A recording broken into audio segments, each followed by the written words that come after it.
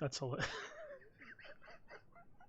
We both just did the same fucking thing.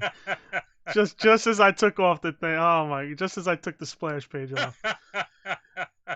Anyway, what's up, everybody? Welcome to AEW Uncensored. I'm here with my man Alan. We are the Bridge and Tunnel Connection. We are Nolan Hash, the beast from the east, with the least research. And we are so in sync now that we itch at the same time in the same place. Yeah, like I always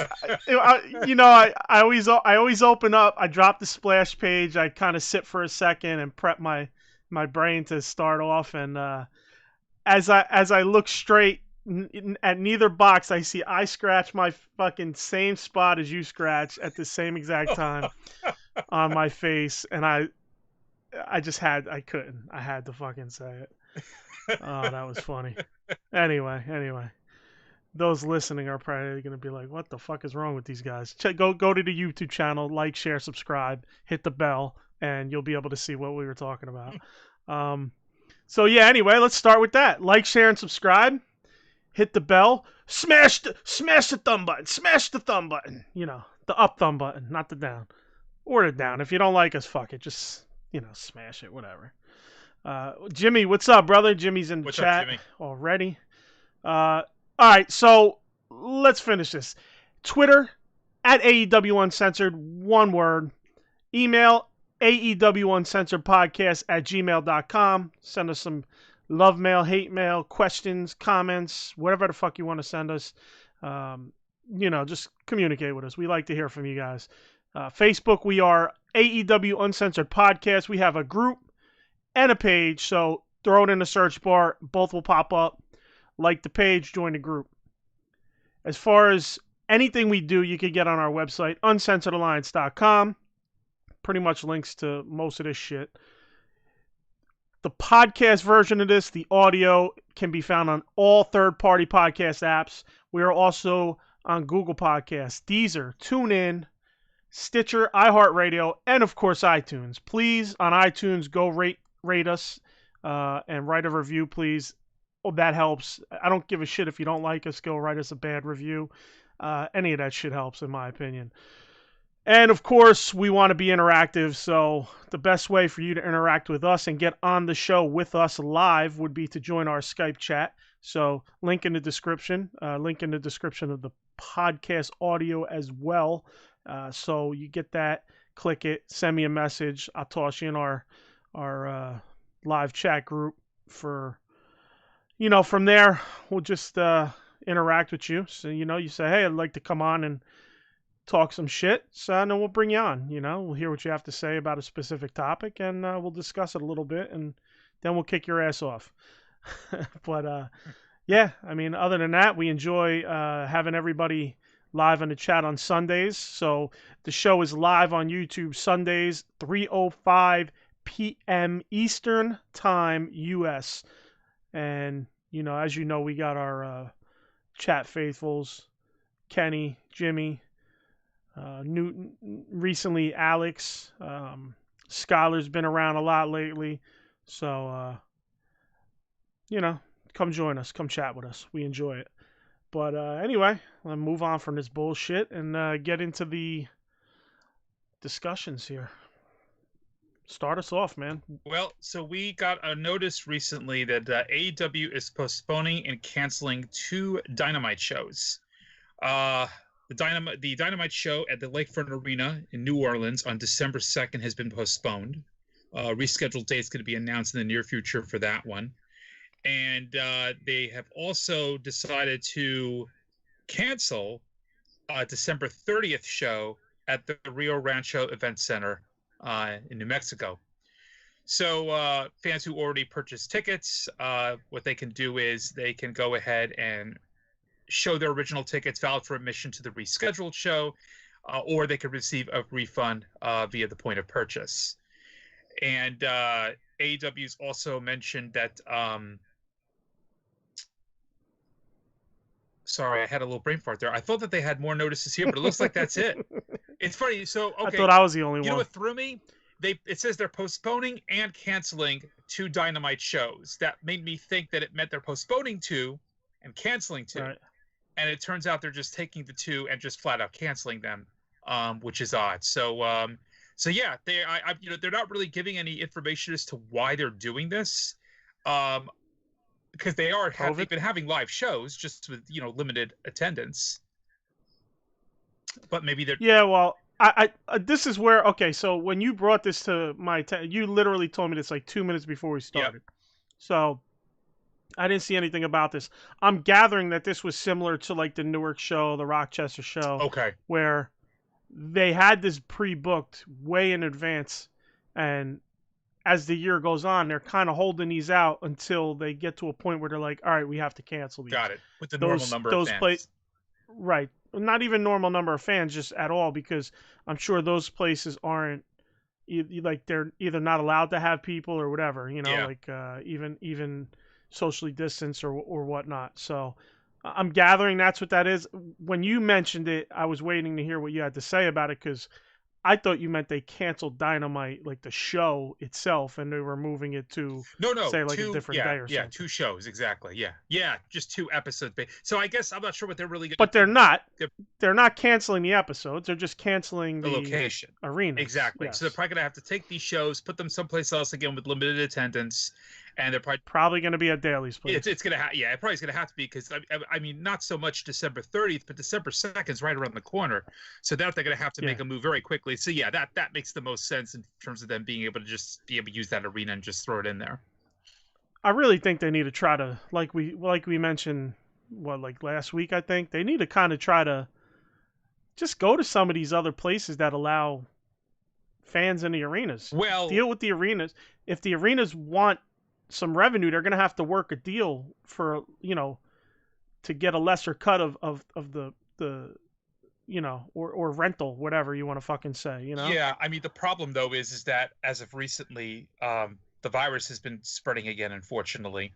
Oh, come on, and man. All right, let's not get into this shit. I'm just saying that why they're probably going to have trouble doing that. And then if it does get to the point where you have any kind of a possible national lockdown, with the new administration, that's going to change a lot of things. So they're probably going to be very cagey about wanting to make that kind of a call. You see what I'm saying? Like now, based on where we are and where we might be, they're probably cagey about making that type of a call. All arenas are probably going to be that way. It doesn't matter. If there's states that allow certain capacity, they should try to use those states to move it around and freshen it up a little bit. That's what I'm saying. I don't, take all that other bullshit out of it. There is right now currently states that allow, I mean, like Florida, what they're doing in Florida. Just take that on the road. Yeah. Lesser attendance, bigger arenas means even more people with they have 16,000 seat arenas that you could get shows that you were getting previous to COVID, 5,000, 6,000 people in a 16,000 arena. It'll just be a hell of a lot more spread out and less compact and condensed. You know what I mean? So you could almost, if you get the bigger arenas, you could almost do that. It's just a matter of finding which states will allow it or allow it, with the social distancing and such and certain capacities, and do it. I just think that personally, I would like to see a little more movement towards, changing it up a little bit, getting out there to where they can get out there. Because, they're already fucking doing it in Florida. Like, they're doing it at Daly's Place. Yeah. Daly's Place is just small, so they can't get as many people. Right. So it's almost like just do it in larger arenas. You get even more people. And, I'm sure they could get a 3,000, 4,000, 5,000 capacity and social distance them. And I'm sure that arenas in this time and scenario would be like, yeah, we'll cut the rate or whatever it is, however the fuck it works. And, I'm sure it'll be beneficial to everybody. Yeah. I would just like to see it back on the road a little bit. Even if it's only fucking 5 states that allow it. I don't know. I agree. I don't know what every state does. I don't even know what Jersey's doing. I'm sure New York is like fuck off, but I don't know what Jersey's saying that too. But yeah. Yeah, that's what I'm saying. Like, now. I don't know what Jersey's doing, but our fucking governor's a fucking dummy. Yeah. So, he's already, he just recently started putting a a curfew back on businesses and shit to 10 o'clock. It's like, okay, the virus stops after 10, everybody. Yep. You know, the virus stops at 10. It's like, come on. I don't understand that. But anyway, I'm not trying to bring all this shit to the forefront. You don't want to get me started either. Let's. I do have now breaking wear news. your masks. I get it, but.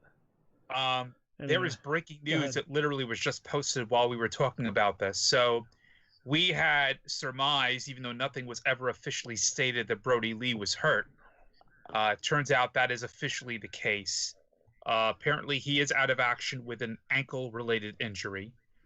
There is no word as to how long he's going to be out or what the extent of the injury is. This is something that has just come to light. So again, we had assumed he was hurt. There was never an official notification that he was hurt, but now it appears that is the case. Well, he mentioned. I think I said this like 3 shows ago, two or three shows ago. He mentioned on Unrestricted that he had hurt himself in a match, so I knew that's why he was out. Did he say it was his ankle? He didn't say exactly what. Okay. But he had mentioned he had some injuries, and you had to assume that you haven't seen him in.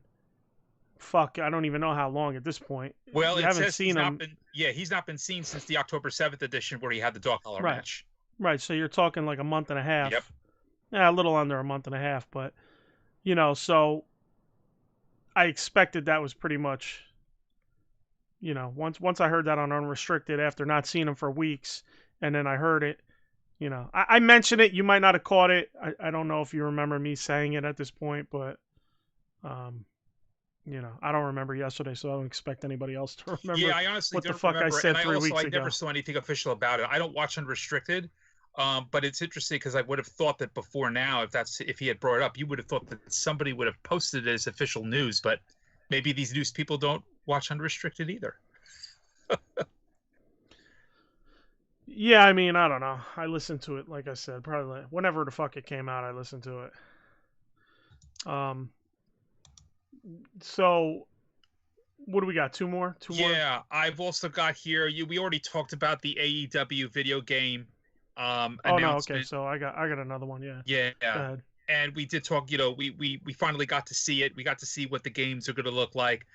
They did have a special event, basically giving details on the 3 new games as well as the division itself.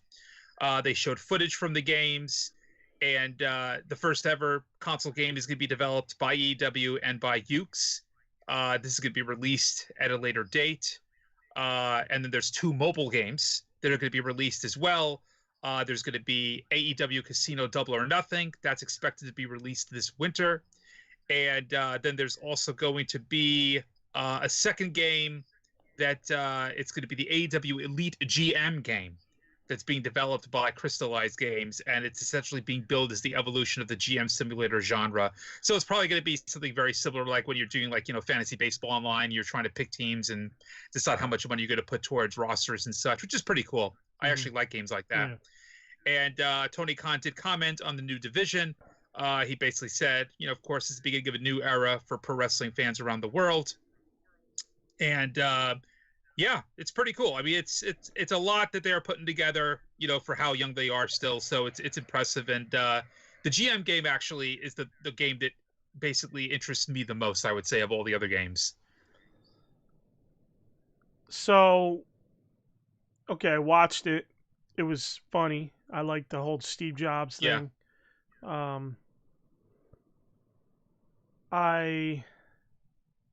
The logo sucks. Just what I don't. Okay, I won't get too vulgar. The logo just sucks. Yeah, how about that? It's not great. I mean that logo is fucking awful, man. Anyway, the logo sucks. The console game, I'm a little disappointed in. The look. I mean, at one point, Jericho during the movement looks like Patrick from SpongeBob. Like he has he has no literally no neck. It's just like he just goes down in like a mound. What was the one from was it Thundar the Barbarian? Yes. That giant blob. I can't remember his name. It looked like that. But so I don't know. I don't like the shading, the weird shading, the extra bulky muscle look, and Yeah, I agree. I mean, listen, it was quick gameplay. We'll see. Hopefully it gets, hopefully it's a little different, or they change it up slightly. Uh, Again, very early, so I'm not gonna rip it. I mean, shit, it could look stupid and have great gameplay, and that's all that really matters. Um, the GM game is cool. Looks interesting. We'll see how they lay it out. It's a type of game I could get into on the phone. I'm into that kind of game. And as far as casino, I don't know. It's kind of weird that they just make a casino game branded with their name Yeah. and shit. But whatever. Every once in a while, I get on a casino game bug, and I'll get on like what do you call it, like a slot game on my phone, and I'll get into that for a while. So I'll probably just download it and have it. The one thing that was really cool about when they were talking about that casino game was Kenny Omega. Yeah. Did you see he was dressed in a I suit? did. He was walking around. He had the big aviators on. Yeah. Dude, that's the fucking Kenny Omega look. That's the look I want personally from Kenny Omega with the cleaner. You know what I mean? Like that. I don't know. He looked the part there. He played the part there too. Like, it's crazy that he could play the part in a fucking video game commercial, but he's like fucking halfway in it in the actual wrestling programming, if that makes does that, you get what I'm saying, do. right? Yeah. Like, he played it so well. What's wrong when it comes to TNT and Dynamite? What are you doing? I don't know. I just think he needs to take that casino game, like, vignette, commercial, whatever the fuck you want, look, and bring it, an attitude, and bring it into his the wrestling part of his persona. I also did like how Aubrey looked great too. She kind of had like a similar look going. She looked really good In the casino thing? when they were up on stage. Oh yeah, they all did the Steve Jobs They look. all did the Steve Jobs look. I like that quite a bit. Yeah, it was fun. Yeah. Let me see what Jimmy said. Jimmy says the GM game looks good. Hard pass on the casino and the console game. I'll wait to see what it really will look like. Yeah, I mean, that's the same with me with the console. Hopefully it'll be good. Yeah. Obviously maybe I'll buy it just to buy it and store it away, but I don't have any current gen consoles. My last one is PS3, so no PS5 for you. PS5 just dropped, of course, and I didn't get a PS4, and I won't get a PS5. I did try to get one like 4 separate times. Was it Thursday or Friday? No, Wednesday. Whenever the fuck they dropped it on Walmart. Yeah. Because my best friend's wife asked me to help her out in getting it, and I had zero luck. I told her it was going to be hard because, me and you, we know how it is with the toys. Oh, of course. Let alone I didn't even PlayStation bother. PlayStation is similar. So I did successfully get myself a Super Mario Brothers 35th anniversary Game & Watch, which is cool because those are apparently also hard to get, but not as hard as the PS5 was. Yeah. Jimmy, how am I a mark, you son of a bitch? Of course I'm a mark. We're all marks. I mean, that's what we're here for. I know. I'll clown. I'll say smark and shit. I'm obviously a fucking smark as well. Who am I kidding? It's just fun to do. Yeah. But so you got one more, and then we'll. So you got the one more. Well, then there's 2 more that we have to talk about. So I'll go into the figures. Okay. So just the other day, Ringside Collectibles announced a Blood and Guts set with Dustin Rhodes and Cody Rhodes from their match that they had. I fucking forget the pay. Was it Double or Nothing? It was Double or Nothing. Yeah, I believe it was Double or Nothing, and it's pretty cool, man. They're all bloodied up. They got the blood on them. The face paint's worn off. Dustin, it's really interesting. I definitely copped one, and as you guys know, my woes with this fucking AEW toy line. I will have everything except chases at this point. So if you find a chase and you don't collect this shit, send me a message. Yep. Those always looking. Yeah, I'm looking. So the set there was a little bit of drama over the set from what I seen on a lot of the groups. Was Dustin looks like he's like 10 feet tall compared to Cody. I think if you really kind of take it in actual comparison to height, supposedly Cody's 6'1", which I doubt, and Dustin's 6'6". So just say 6-7 inch height difference. Yeah. I think it's fairly close, to be honest with you. A lot of people go, "Oh, look at this picture," and they're posting pictures. They're not realizing Cody's probably, either, his boots might be taller, you never know. Dustin also is crouching down and hugging, or so there's a plus camera angle. People don't realize, like, if you put them standing side by side, he probably does tower over Cody pretty well. So, yeah, I didn't look at comparison pics, but I did mention to you before we went on the air that I did think that the scale looked a little off. But you may be right. I may just have to look at more pictures of the two of them together. I don't feel like he's much shorter, but you think Cody Rhodes is over 6 foot? Seriously? I think he's not a big guy at all. Yeah, but I also felt like, I don't know. I feel like Dustin isn't that. Dustin's really 6'6". Dude, Dustin's a big dude, bro. He's tall as fuck. Oh, okay. I don't know. Look at him when he look at when he does when he does the drop down on these guys. These guys are all tiny now. When he does that drop down punch, look at how far, like, he literally has to, he has to get the fuck down. Yeah. He gets down to his knees and it's literally like he's almost their height, which is crazy. So, real quick, Jimmy says, buying the game just to buy it. Fucking asshole. That's why I'm a mark. That's how. I should just to buy it. It's support. I support. Yeah. You know what I mean? Like, my whole thing is like, support what you love. If you love it, support it, because that's what's gonna keep it going and keep it growing. Also, so, you're doing the show. I mean, it makes sense if we buy the stuff to be able to review it and all. It's. Well, I won't be able to play it. Is the point? I think that's what he's saying. Is I don't even have a console. But well, I buy vinyl. I don't have a record player. I bought Blu-ray. I don't have a Blu-ray player. I just buy the shit to have it. So yeah, I guess I'm in the same boat. Jimmy, there's a comma in there. Do some research, comma, son. Jimmy says Dustin is a tall dude. Yeah, so yeah, man, like, that's why. Just support it, man. That's all. Just support it. Who's to say? I probably even won't. I'll probably be like fucking $5,000 on toys that month, and I'll be like, fuck it, and I'll just wait till the game goes down to like $25, and I'll buy it then. But either way, it's support it. Yeah, that's the goal. Hey, support us, right? That's what I always say. Yeah, exactly.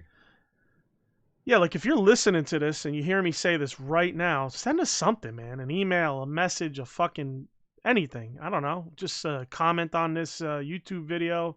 Anything. We like to hear from everybody out there, Anyway, and last but not least would be Zelina Vega is officially released from the WWF, and we're going to get all these fucking marks, as we'll say. I just got done saying, we're all marks technically, but you're going to have all these fucking AEW, or I'm sorry, the WWF marks crying that, oh, it's AEW. AEW is basically WWE Part 2 and this and that. Like, listen, man. Of course you take talent that you can use that's good. You take that talent and you use it. It's that simple. Yeah. Anybody who wouldn't is fucking stupid, and anybody who thinks different is fucking stupid. Yes, if you're listening and you're like, fucking, you're stupid. Okay? I don't care if you listen to us, you like us, you're stupid. Hopefully you still like us after I just called you stupid. But, and you know what? Here's the thing. You're going to enjoy this, because this is going to be me ranting on WWE. WWE, and Vince McMahon in particular, fucking retarded. because I get that he has this thing now where, oh, if you're on Twitch or you're doing this and you're not giving us the money, then, you know, fuck you, you're gone. Or, oh, you're talking about unions, fuck you, you're gone. You know, he could have pulled this shit before there was an AEW. But now that he's got legitimate competition, and again, I'm going to use that very loosely considering my thoughts on AEW, the last thing he should be doing, the fucking last thing that this motherfucker should be doing, is letting decent talent go. Zelina Vega has not had a lot of matches under her belt, but the matches that I've seen of her, she is talented.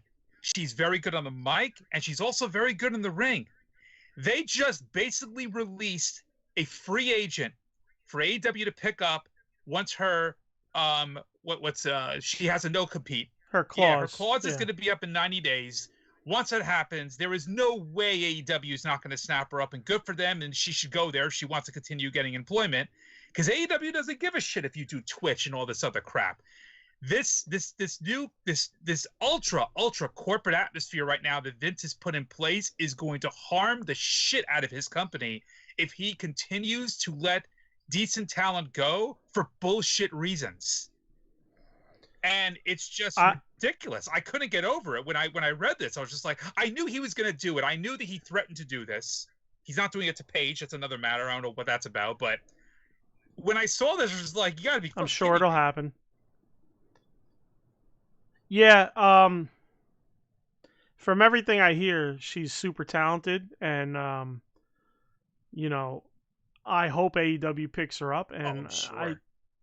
I think they're smart enough to agree with that. You know what I mean? Yeah, for God's sake, get some talent in that you know, women's wrestling division of yours, and she's great. She would be great for that division.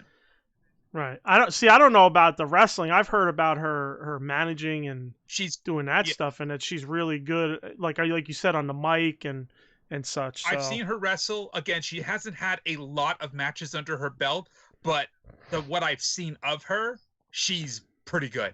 She's leagues better than many of the AEW talent that they have right now on the women's division. So, yeah, it's huge loss for WWE and a huge gain for AEW if, in fact, they do snap her up, which, yeah, they are nuts if they don't. And especially if she wants to continue wrestling, that's the best place for her to go. Yeah, Jimmy just mentioned how Aleister Black asked for a move back to NXT and was declined. Yeah. So, you know, he like Jimmy said, he might not be far behind. And, you know, I don't Jimmy, know much about him. I see what you're saying here about, you know, Vince wouldn't know decent talent if it hit him. You're right about that, and that's part of the problem is that, again, you know, Triple H is a good judge of talent. There's other people in that organization who's a good judge of talent. But at the end of the day, if it doesn't pass Vince's muster, then... And he doesn't know any good talent today. That's the problem. He's out of touch completely. But yeah, this was just nuts when I saw this. I was just like, wow. You're like... You know, imagine like you're a baseball team and you have this amazing prospect who hasn't been in the business for very long, but who's going to be the future of your team. And you're just like, oh, you're on Twitch. Sorry, we're letting you go. Some other team can snap you up. That's basically what they did here. It's just absolutely nuts. Yeah, it don't make any sense to me. This is the corporate mindset now. This is what they're doing. It's ridiculous. He's not happy. He wasn't getting his money off Twitch and off YouTube and all this other stuff. He wants a piece of it. And if they don't comply and give him the piece of it, then they're out of there. And it's just like, what a stupid reason to give up on talent when you now have some competition that you need to worry about. Yeah, I guess in his mind, he doesn't think that what he's given up matters anyway, because he got control of so many talented people. So yeah. You know. So anyway. It is what it is. Anyway, yeah, let's move on. Yeah.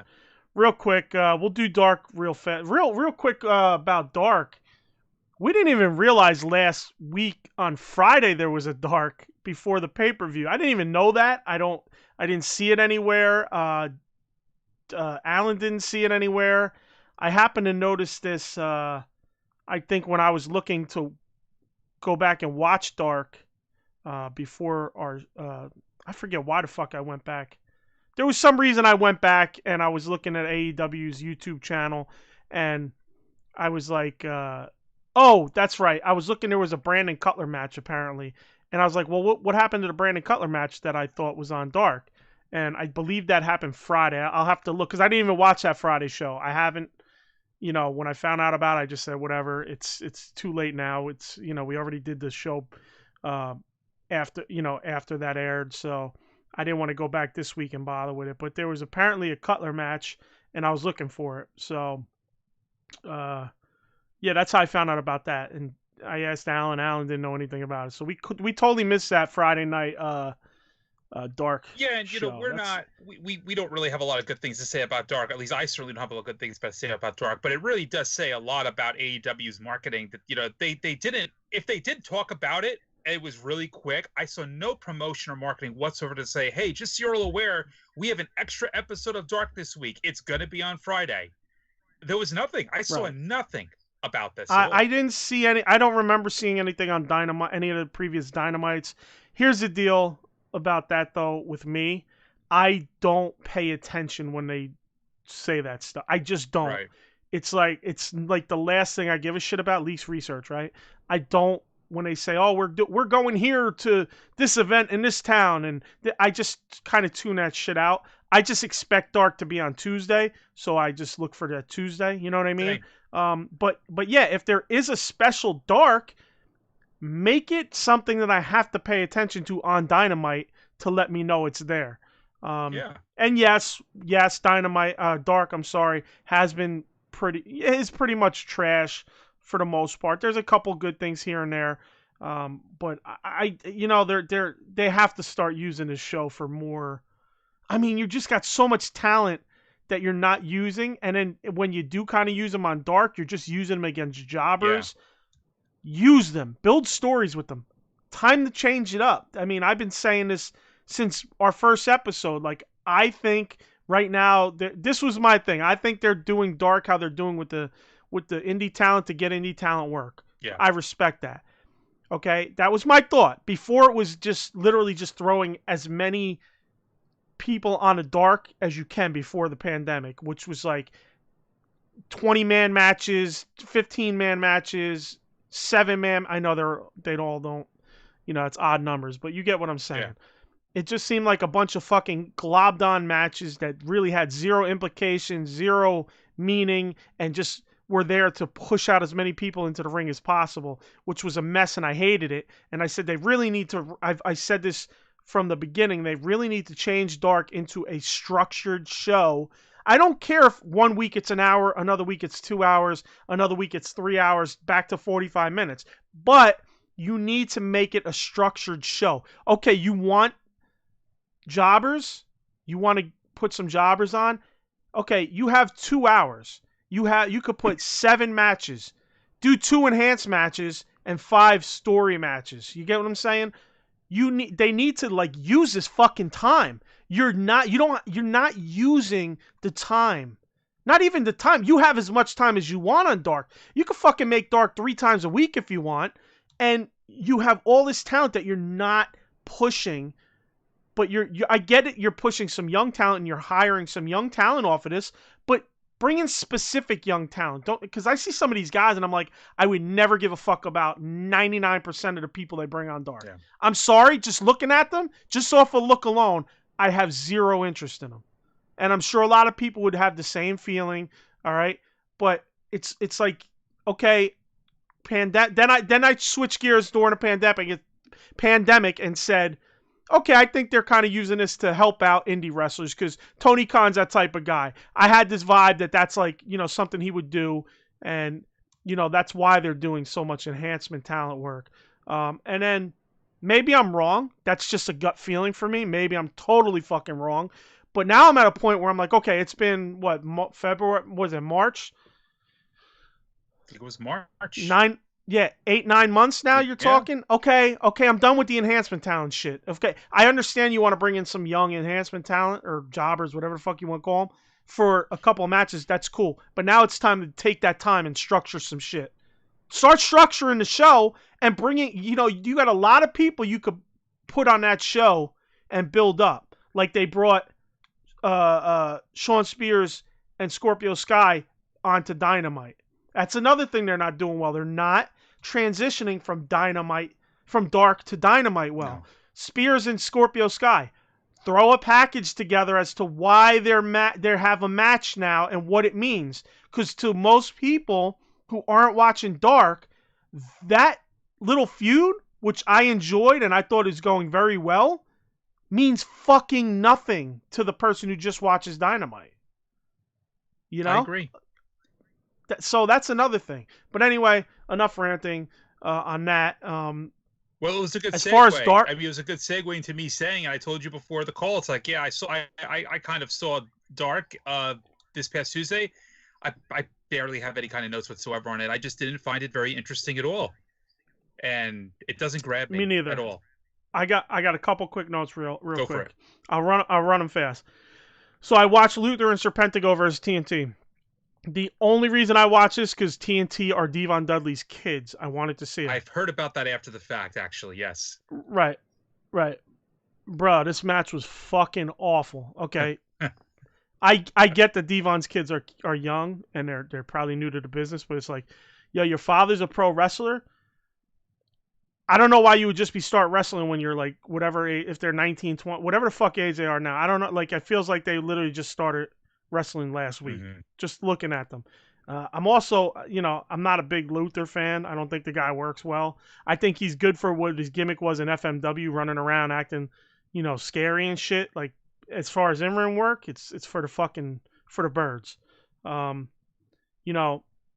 disrespect to Serpentico, but the dude's he's so tiny, bro. I think he's smaller than Ray Jr., bro. I think he is too. He's as big as a minute, as they like to say. He is tiny. His mask is bigger than his torso. Yeah. That's what throws me off too, I think. Like, his mask is so big that it kind of throws me off. The look just drives me crazy. Yeah. But real quick, Jimmy says they wasted that match for sure. They need to bring the chairman Sean Spears back, start cracking skulls all over AEW. Yes, yeah. So okay, back to this. So I stopped watching it and kind of fast forwarded a little bit to see how these guys were working. It didn't work out for me, man. I'm sure they got a bright future. I'm sure they're young as fuck. I don't know what age they are, but it's kind of weird to me. It's almost like if you would think by that age they'd be prodigies. You know what I mean? If you had any interest in being in the business, this is almost like they went through school, right? And they got to senior year in high school and they go, fuck, I don't know what I'm going to do with my life. And they're like, oh, my dad was a pro wrestler. I'm going to be a pro wrestler. And they just started last week. You know what I mean? Yep. So it's almost like,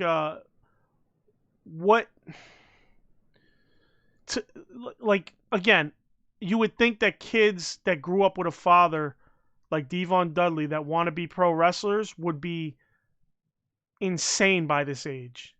You would think, but as kids they were already training and learning and doing this, but I really didn't sense any of that. I sense nothing great about them.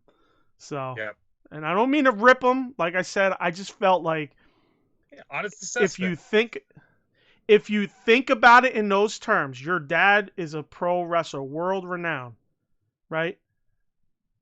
You're still young, but you would think even being young, it's like your dad being a pro wrestler, you grew up around it. You would think by now that you would have been training, learning moves way ahead of time, timing, this and that. And it just was, whew. Take that into account here. I'm not just ripping young kids. You know what I'm saying? I'm not just ripping some randoms. This is like, it's, I don't know. I don't know. If wrestling, like it's not like, think Ric Flair, David Flair, okay? I don't think David Flair ever was really slated to be a pro wrestler, You could obviously see in his work that he was awful as fuck. But he was probably in his mid-20s, whatever, when he started wrestling, and he looks like he had zero aspirations to ever be a pro wrestler, and it showed in the ring. These guys look like they have aspirations to be pro wrestlers. Anyway, that kind of just was like, I don't know. And I just kind of shit on it because of, their connection. I tried to watch that Top Flight match because I know they're wrestling the Bucks this week.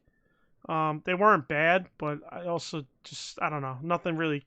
It didn't keep my attention. It could have been who they were wrestling. I forget who they were wrestling. Probably another shitty tag team. And I'm not calling them shit. I didn't mean that, but to call them shit. It wasn't meant to call them shit. I just mean just probably a shitty tag team that I really don't give a fuck about. Then we get another Pretty Peter Avalon segment, which is weird but fun. You know, it's Petey. It's Petey Avalon. That's one of my dudes. So I'm good. I'm good with Peter being a weirdo. And interested to see how it goes. And right here, I put they need to stop fucking around and sign Sean Dean. So sign the captain, Tony. Tony, if you're listening, sign the captain.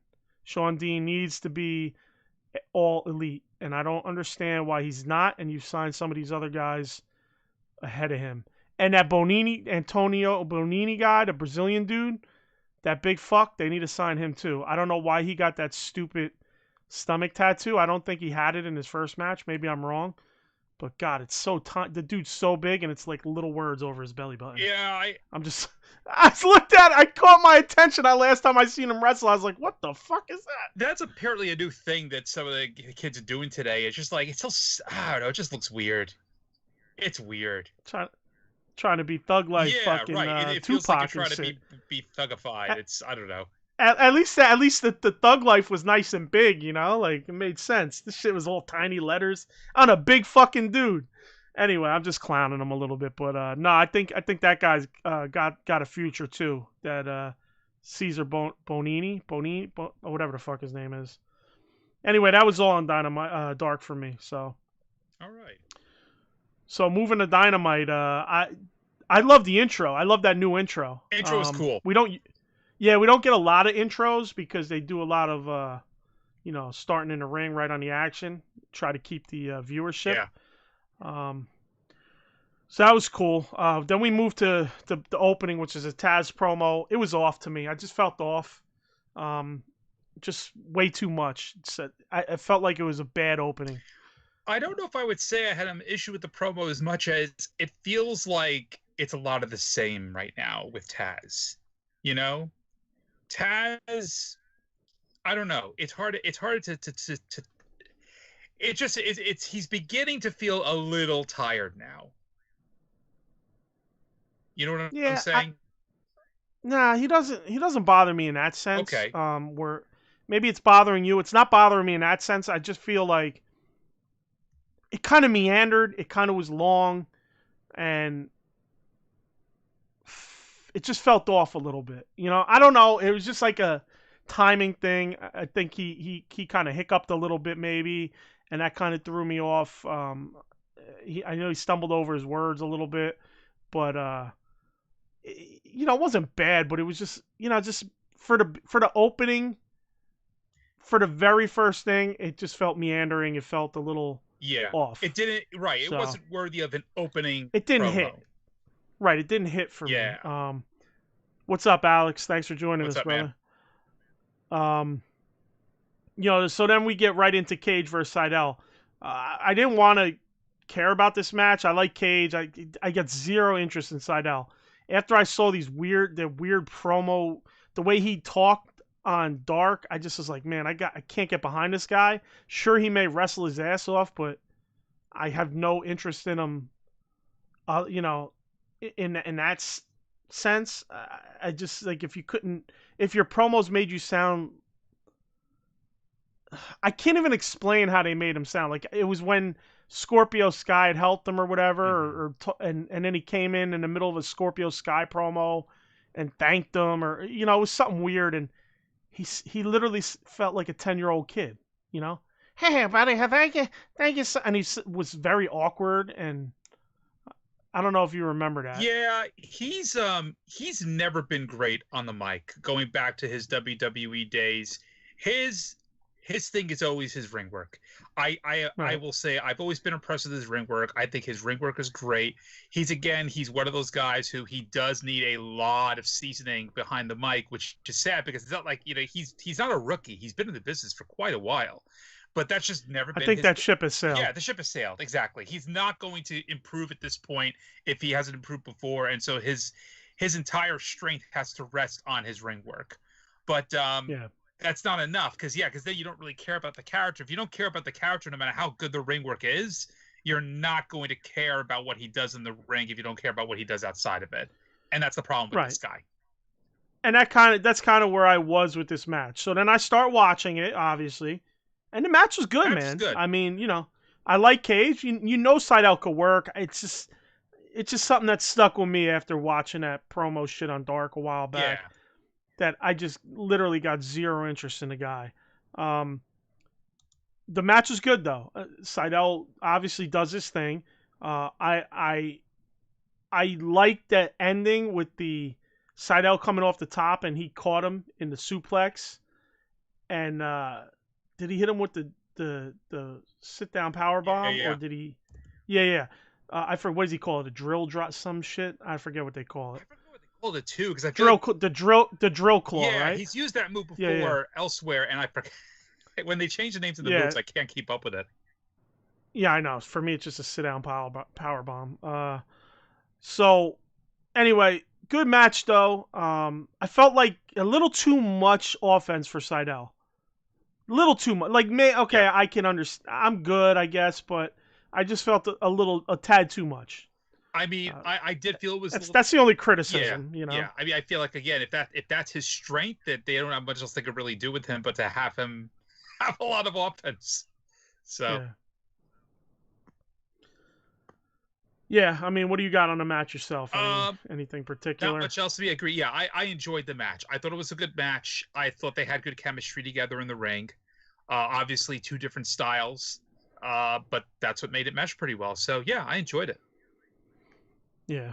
Then we get a Stark promo. I didn't take notes anything about that promo. Yeah, he just simply said that he and Cage are officially ranked, so he wants the TNT title. That's basically it.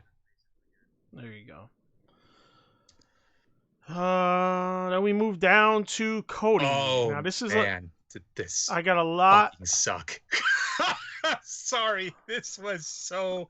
I didn't get a chance to chat with you about this offline, but this sucked, donkey and monkey ass combined. Okay, so I got a shit ton of notes on this, but they're kind of all over the place. You go so first. They might go in like various ways. So Cody's yabba dabbing out there like I give a fuck what Cody has to say about losing the title.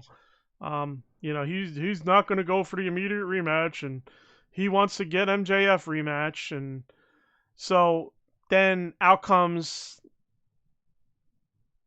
Jade Cargill. Now, I had seen Jade Cargill on the side with the wrestlers on the front row there weeks back, and I was like, she intrigued me. To be honest with you, I was like, who's that tall, sexy drink? You know what I mean? Yeah. So I was curious, finally found out, and literally the day after I find out, she pops up on Dynamite. Now, okay. She comes out, interrupts Cody. She cuts the promo. Listen, a lot of people have been shitting on it. It wasn't awful. It wasn't great either. I felt she seemed a little nervous. She repeated herself, I believe, once. She took her time, but I think that it was better she took her time so she didn't mess it up too bad. I did enjoy that she called herself the total package. I actually hated that. You did? I hated that. I'm like, what? How did you hate that, I don't know, bro? it's just that's Lex Luger's thing, man. It's just like, fuck that, bro. She's the one. Like, yo, you see her body, bro? Yeah, she's okay. She is bodied the fuck up. She's bro. all right. I don't know. She's okay. Bro, she's got, for a woman, she's got the Lex physique, bro. What are you talking for a woman?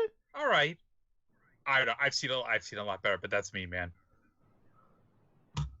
You seem better muscles. I guess it's I don't know, it's a Again, I don't want to say the wrong thing. It's a little overly muscled for my taste. You know, I don't want to say the wrong thing. Well, then what are you talking about? She obviously does bodybuilding. Yeah.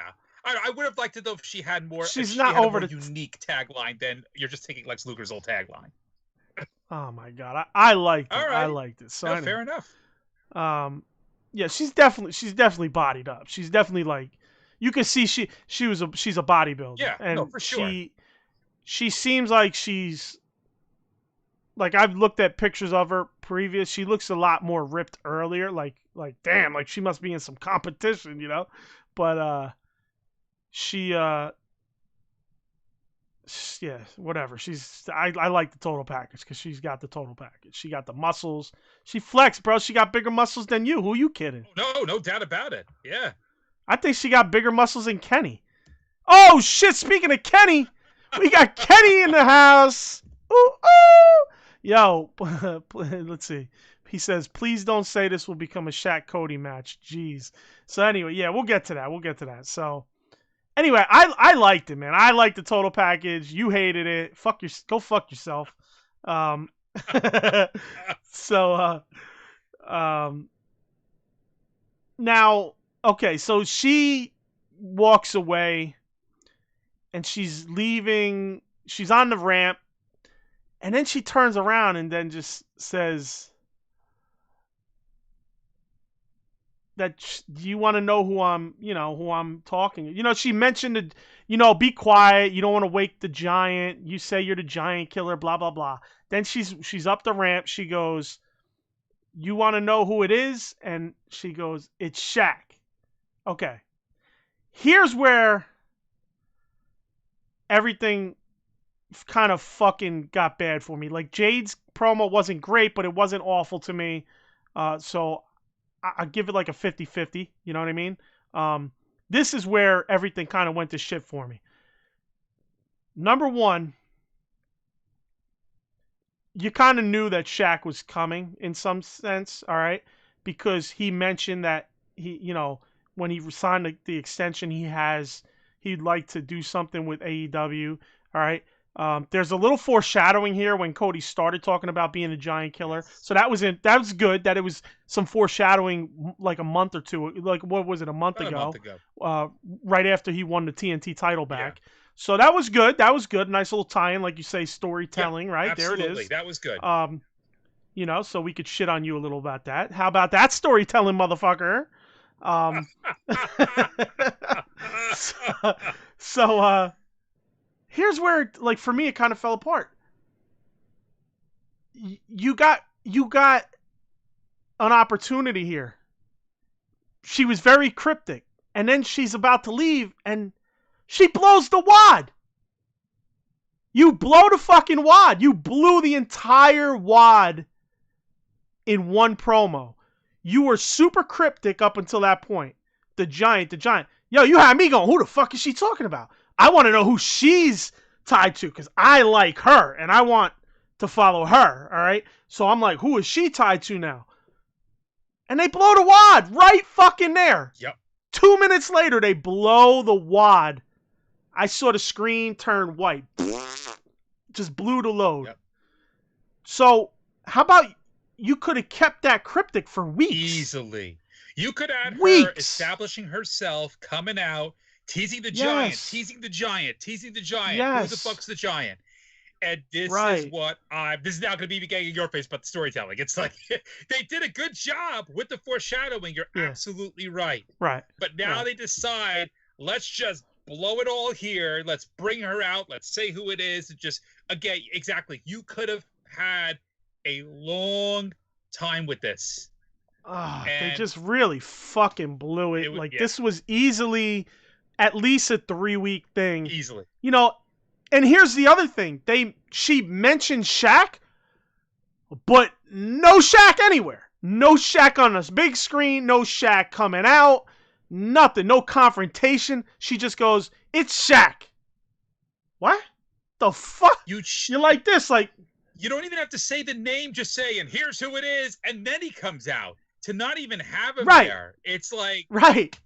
What the fuck are you doing, man? This is 101. You know what, man? I don't want to fucking give you all this shit, but I got to give it to you.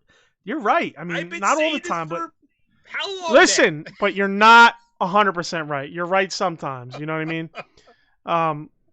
I'm not saying everything they tell is wrong, but this was like basic fucking tiddlywinks 12-year-old fucking building a fucking storyline shit right here. You know what I mean?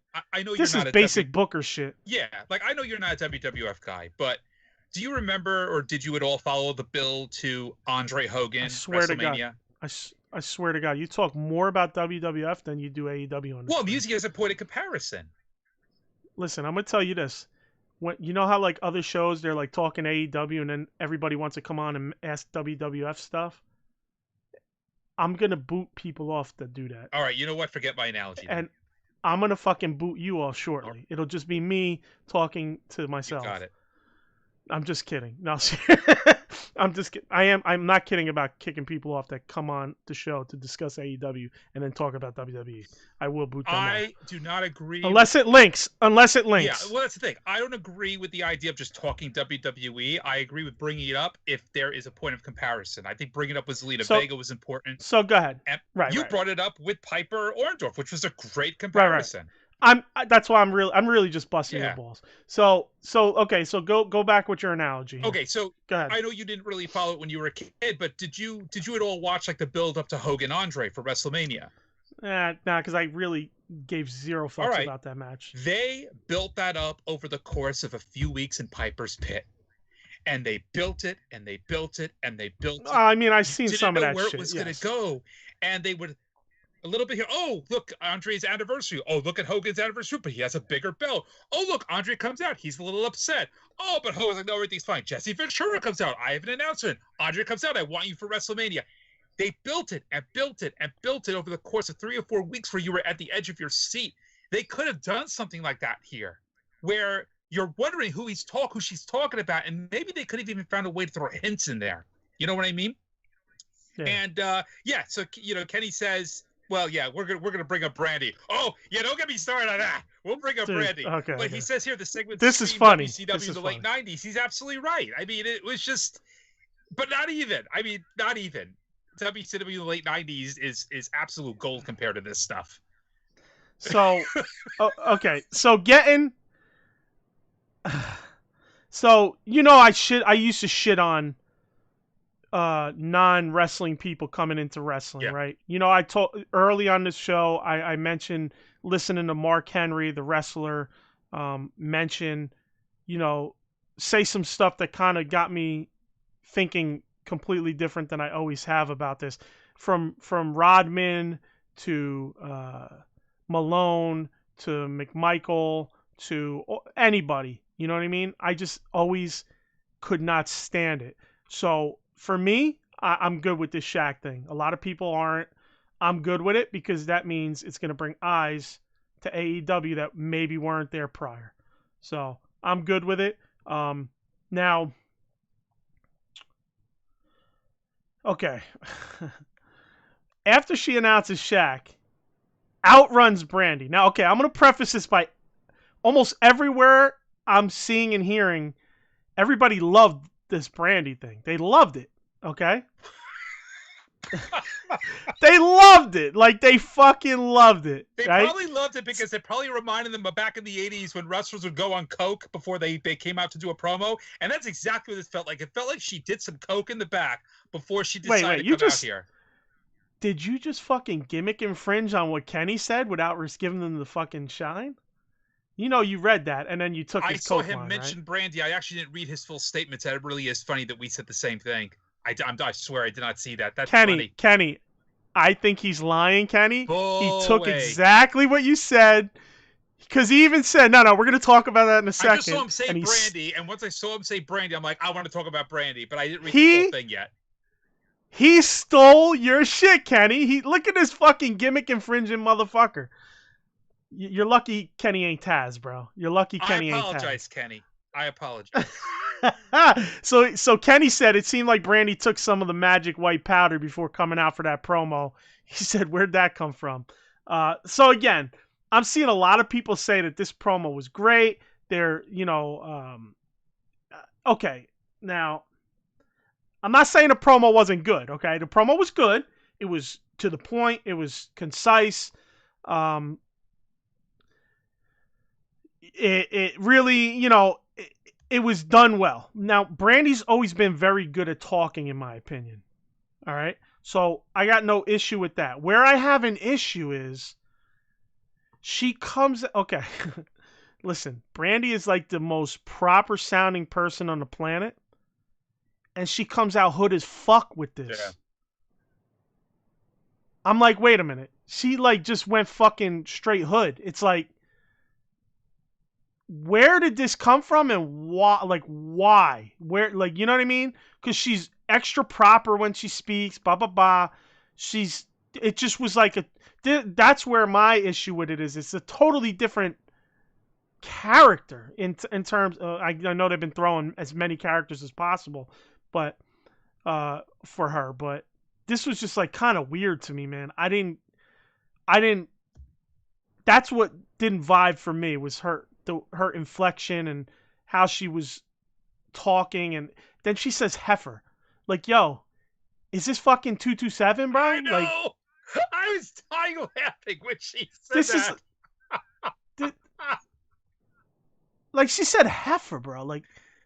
Like seriously, is this 1980? Is this fucking? I don't know. I feel like George and Wheezy out here, bro. Like what the fuck is going on? Oh, by the way, Kenny says I should be expecting papers in the mail. So yeah, I will. I'll do that. I just don't like. For me, it was like, where, like, heifer? Like, you couldn't come up with something current? Like, this is 1980, bro. Like, heifer? Anyway, I don't know. It was very cringy to me. Dude, it was I know I've said this before, but it was the absolute drizzling shits. This was Brandy at her worst. Like, I get what she was trying to do. She was trying to come out there and sound crazy and sound da-da-da. What are you doing with my man? Right. Blah, blah, blah. I get it, but you need to be a good actress or a good actor to pull off something like that. When you've got a bad actor or a bad actress try to act crazy like that, it is like mixing oil and peanut butter. But here's the thing. I don't think she's a bad actress or anything. I think she's a good promo. I think this was good.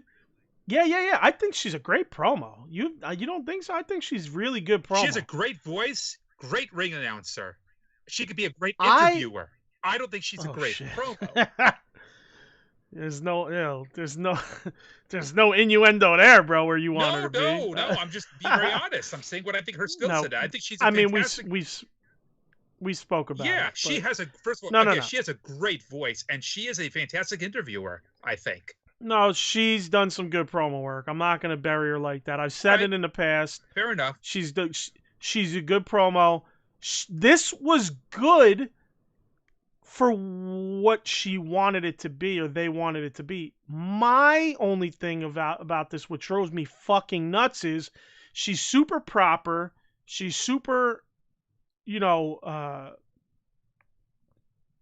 like buttoned up. She's very like high class type. You know what I mean? Like she gives off this high class attitude, and then she just comes out and straight takes it.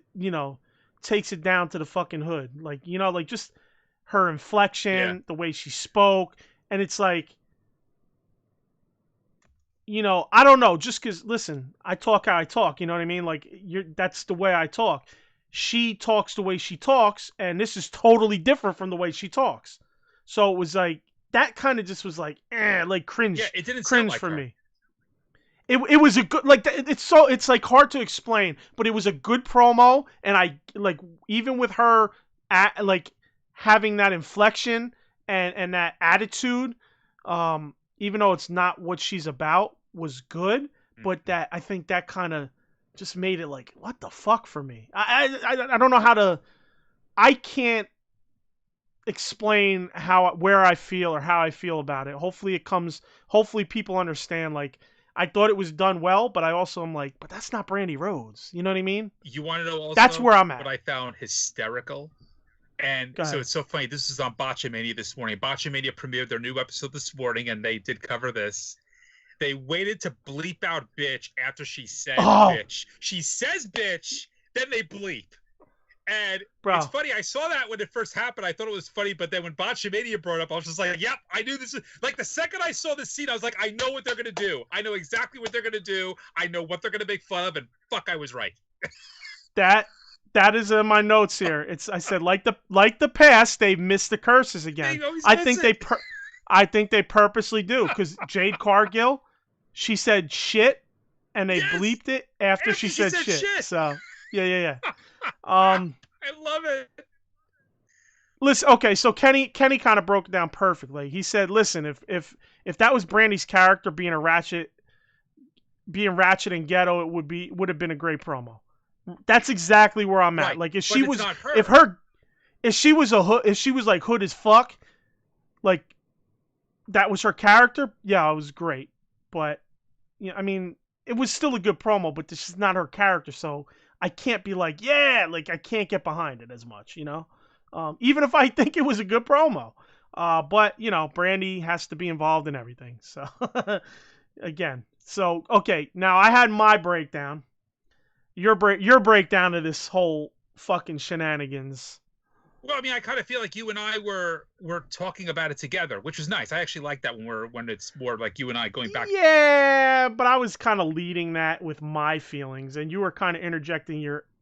But I want to know your notes. I want to know your notes on this part. well, the thing with so I felt like the whole thing was awful to begin with Cody and with ruining the thing with the Giant. But then when Brandy came out and started talking, and two is I felt like, okay, you took this shit Sunday, it was crappy by itself, and then you decided, you know what? Let's add some whipped cream that's also shitty on top of that and make it even worse. Like if cherry Brandy on top didn't come out at all, maybe they could have saved it a little bit. But when she came out and she lost her shit with it, it felt like a bad soap opera, like a really bad soap opera. And I guess, but yeah, so what I could see happening is we know where this is probably going to go. Well, Kenny, I will get this time. I'm going to give you credit. This time I'm going to give credit. I think was it Kenny who said this, or was it Jimmy who said this? Hold on, I want to get this right. It was Kenny who said this. Please don't tell me that this will become a Shaq Cody match. I not only think it's going to be a Shaq Cody match, I think it's going to be a mixed tag team match, which is going to be even fucking worse. And that's what I think this is going to be leading to, or it's going to be both. They might do Cody Shaq pay-per-view. They might try to get like a marquee thing out of that, but then I could see them doing a mixed tag as well in there too. I was actually thinking it was going to be a mixed tag after all this. So yeah, I could see that. Number one, it gives Shaq less ring time, which is understandable. Sure. And what happens a lot with people who just come in as guests like this, it's definitely going to turn into a Shaq Cody match in some capacity, be it a mixed match or a straight up match. And I'm fine with that. I don't care. I am ready for it. I'm ready for what Shaq could bring to AEW as far as eyes.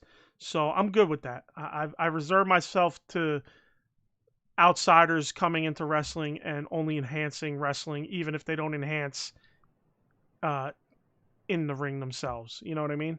Exactly. So,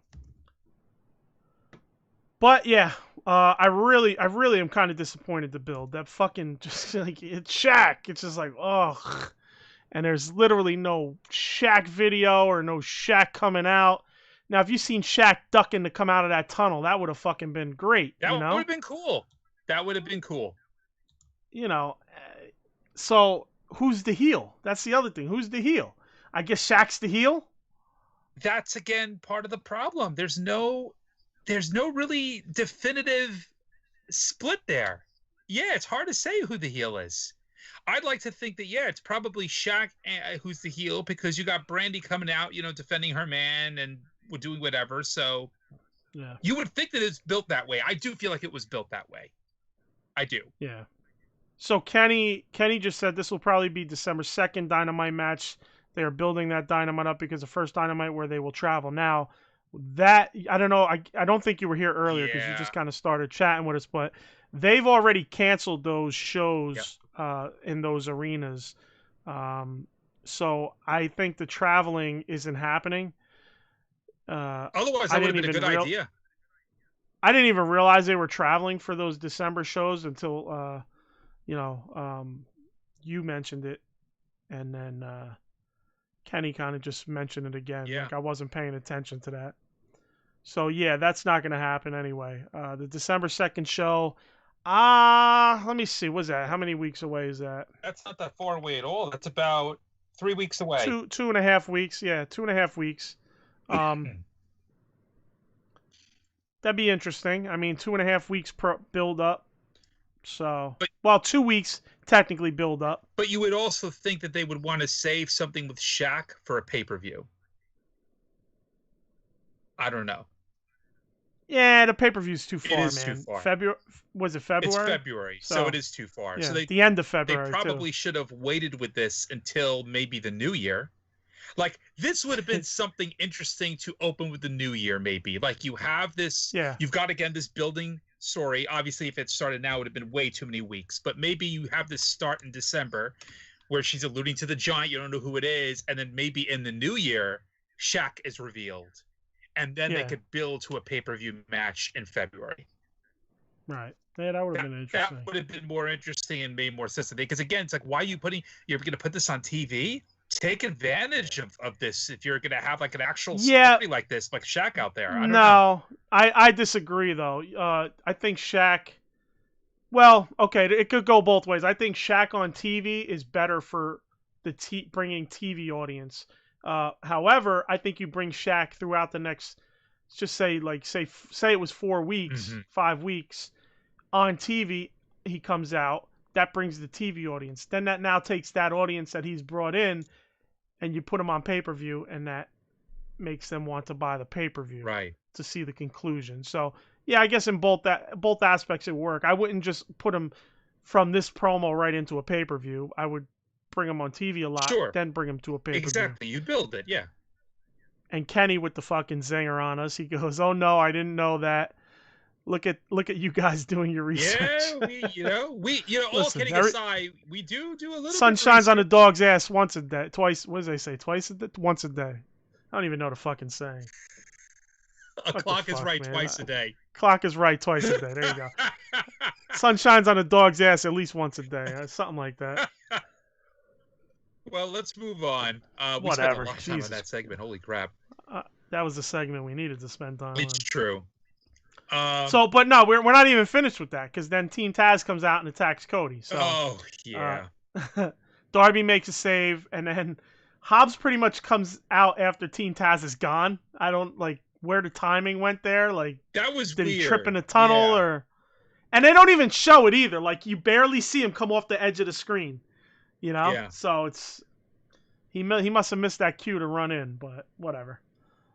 I don't know. I don't know what they're doing with this Hobbs thing. I don't know how many more times Hobbs could miss his cue to run in or whatever, or come in late and not say anything or be really involved in anything. They almost need to make it a gimmick at this point, like a comedic gimmick, because it does feel like it happens all the time. Please, we don't need any more comedy on this shit. Please. All right. So next up is Mox. He cuts a promo. Talks about what the title means to him, to the people. Talks about his upcoming Omega match, and then the match is announced for December 2nd. Yeah. We get into QT and Dustin versus Butcher and the Blade bunkhouse match. Start us off. Well, so it was interesting that the winners only if you have pinfall or submission, no time limit. They're like the fact that they need to say this is still just like, okay, yeah, we get it, we know. Yeah. It's like you have to say this now.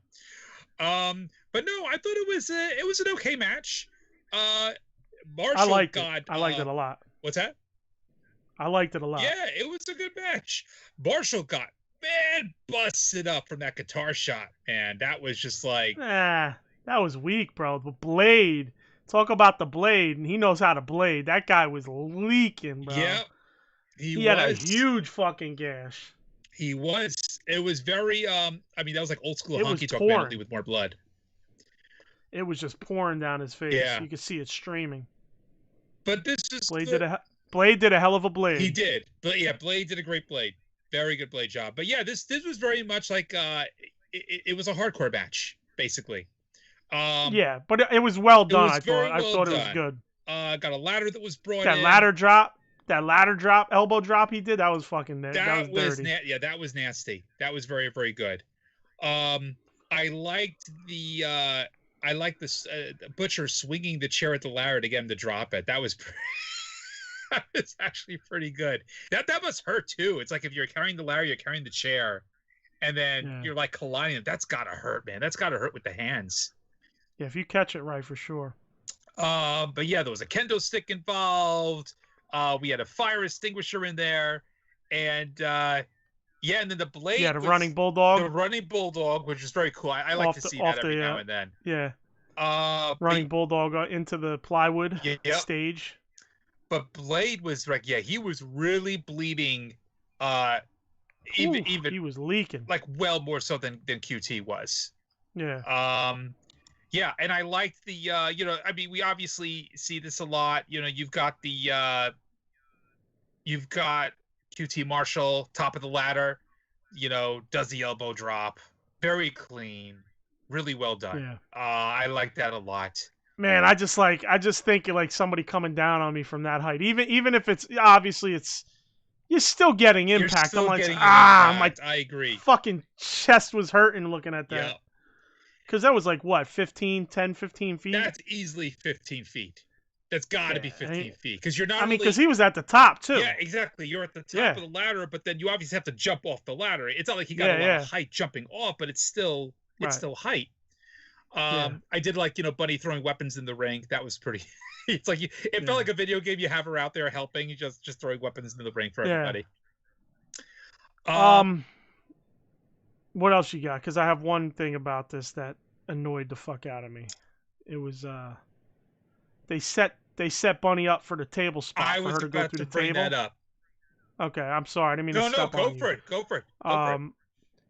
The fucking cameras missed it, bro. Yeah. Like you barely saw it. I hate when the that happens. fucking production team is trash, bro. To miss they miss so much. There's a whole fucking build up for that. The Bunny, she's the reason this is going down. She's got to get her comeuppance. That's her comeuppance, and you miss the camera shot. You get a little sliver of it. You see it, but you don't get the fucking full. That should be right in front of your face. The guy should be on the floor looking up at her, bumped off the ropes onto the table. Yeah. That's simple. Kenny says it was a breakout match for Butcher and the Blade. For me, they should have been booked to win. That was going to be my comment at the end, is that, the thing that disappointed me was the way it was finished, was the booking. I really felt like they should have won this match. I get, like you said, the comeuppance. I get why the Natural Nightmares needed to win from that kind of a perspective, but I would have liked it if Butcher and the Blade had won this match. It would have been nice, but I got to disagree with both of you because the faces get their the heels get their comeuppance, the faces get their win and their dignity back, and we could fucking move on from this. Yeah. Horrible fucking build from 17 months ago that built on dark and turned into a culmination of a very good match. So I won't shit on the match itself because I enjoyed it. Outside of missing the table spot, the match was great. Right. That's not the workers. That's not the workers. That's production. Exactly. So, anyway, this whole QT Marshall and Bunny and Brandy thing finally, hopefully, has come to an end. And it culminated in a great match. So we endured a lot of nonsense with that fucking little build-up just to end up at this. I'm good with it, So, especially since most of it was on dark. Yeah, exactly. What else you got on it? Because I know I cut you off. No, that's fine. You cut me off exactly what I was going to talk about, which was that spot. So, that's pretty much it. All right. Definitely my favorite match of the night. Yeah. I'd have to go back and think. It's pretty much probably mine as well. So what do we got next? Well, let's see. We have the video package showing the Elite Deletion. Shit will never end. The rivalry between Sammy and Matt Hardy. Hardy's saying he has a lot of respect for Sammy. He hopes Sammy doesn't squander what Matt has given him after their feud, and that's about it. Weird. A little weird. I didn't take notes on that. I was like, what? Yeah, what is he talking I took a note on the. It just felt like it was like, okay, all right. So is that it? Are they done? Finally, please, are they done? Please, be done. Time to move on. Oh, and then we get into our next real shit segment of the night. This, again, it's like, so okay, we got MJF getting inducted into the Inner Circle, and Wardlow for that matter. And again, there was one fucking hilarious thing on this. But okay, well, I was gonna say, I really was hoping that they were gonna do something with this and finally have a turn of some sort, or gang up on Jericho, or gang up on somebody, do something, have a twist.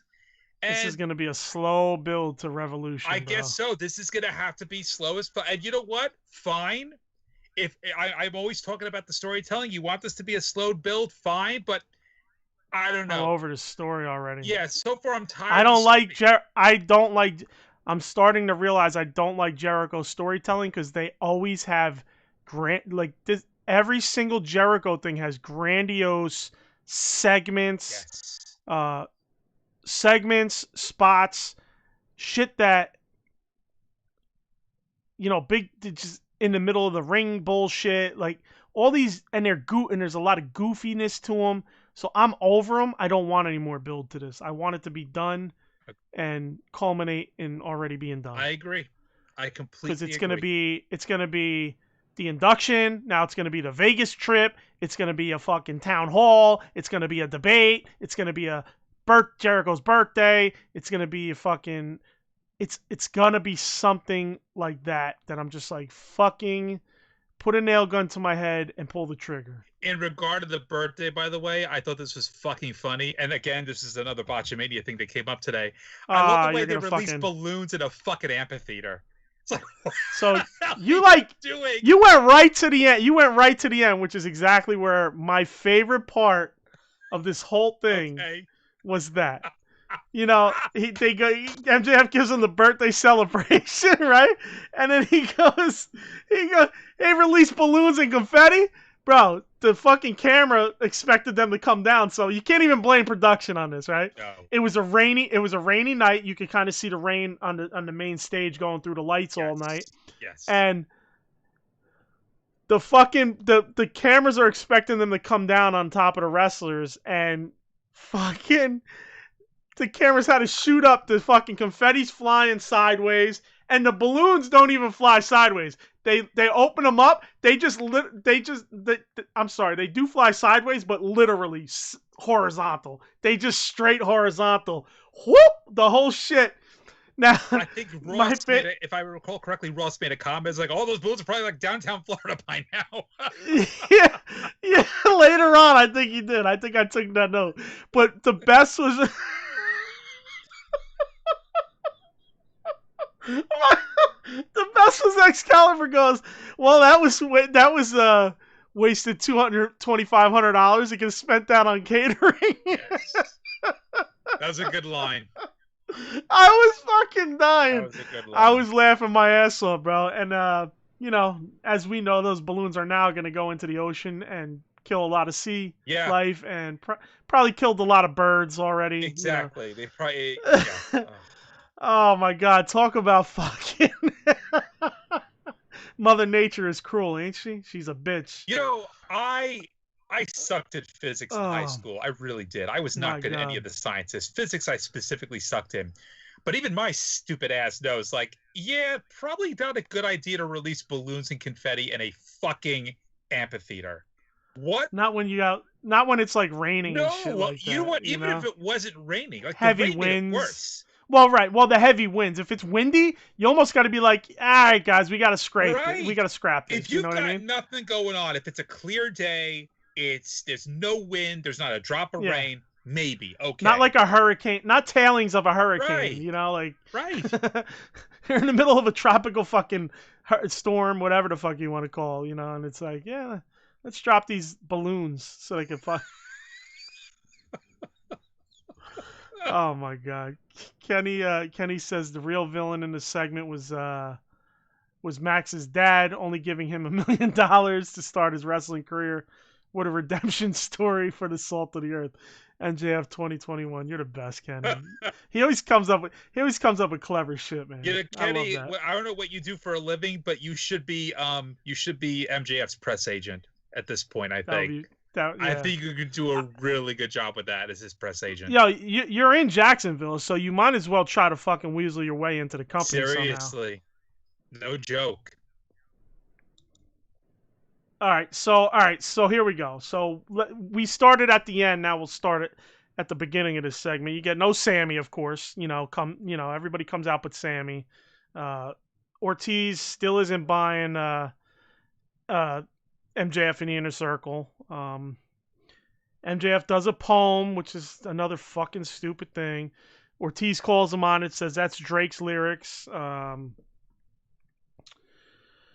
Let's see. Then he does the birthday shit, obviously, with the balloons. And one thing I don't know, Kenny, you're the MJF mark, big time. I like MJF too, but I really think MJF's music, if he would set it up without the "I'm better than you" and you know it before it, if they just came in with the music drop without the words before it, I think it would hit harder. I think it would be a better pop, in my opinion. I agree with that. I think that music, it's very good. It's a very like, oh, like you hear it and it's distinct. It's very distinct. You know when that music hits, it's MJF. So I almost feel like get rid of the "I'm better than you" and you know it before the music drop, because the music drop is, that's like the glass breaking to me. Yeah. You know what I mean? Yeah. The whole Stone Cold glass breaking, or the Wolf Pack, dun dun dun, Yeah. like it catches you that hard, So I think the words actually draw back his music, his entrance music.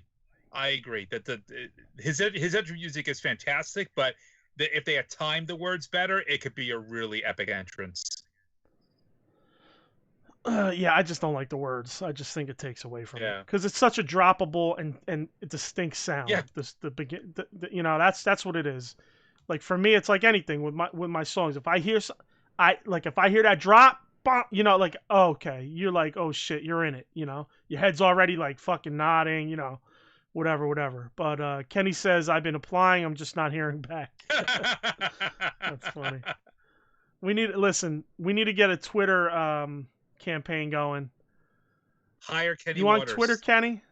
I don't know if Kenny's on Twitter. I don't know if he follows us. I think he might. # hire Kenny Waters.